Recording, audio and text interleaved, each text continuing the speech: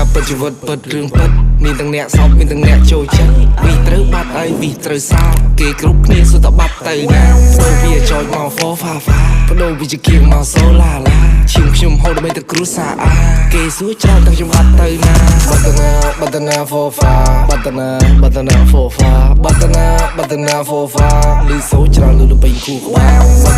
បាត់ទៅណាហ្វហ្វាបាត់ទៅណាហ្វហ្វាបាត់ទៅណាហ្វហ្វាលឺសូរច្រើនលឺទៅពេញគូក្បាលអត់ដឹងណា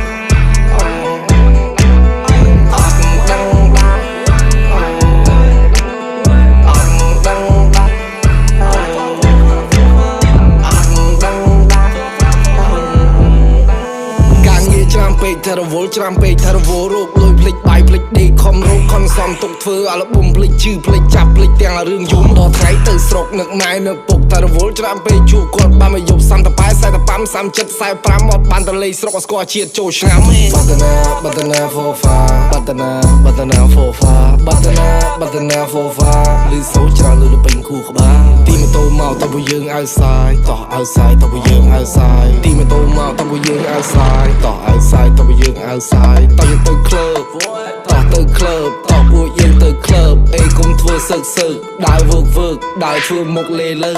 ហើយថាកុំសើថាកុំវើលេលើបែបដងកើតិចគេយកទៅលើយកទៅរើអត់មានស្រីណាមើពួកម៉ាក់ខ្ញុំបេះដូងវាប្រេះស្រាំបែកសងសាចំថ្ងៃចូលឆ្នាំចាំក្នុងចិត្តដិតជាប់បេះដូងថាស្រីលួចបេះផ្លែដូងអូយ៉ាងណាត់ពេកវាឈឺចាប់ណាអូយ៉ាងណាត់ពេកស្រីកលាកាតាពួកម៉ាក់វាល្មិចខ្លះប្រយ័ត្នតិចប្រយ័ត្នគេបេះបាត់អេ gang don't cry no more don't cry no more អេ gang don't cry no more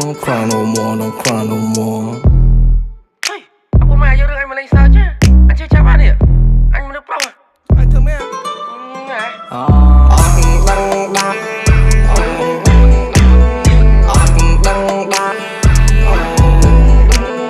អត់ដឹងដាក់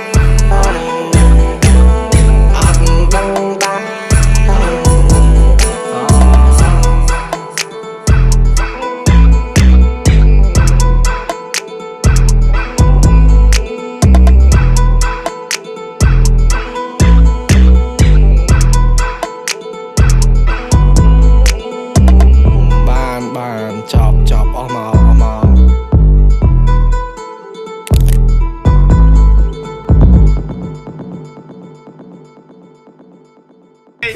តាតាមភូមិខ្ញុំកាចភូមិខ្ញុំស្លូតនោះទេ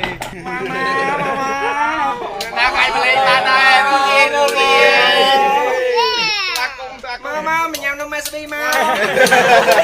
ឌឺ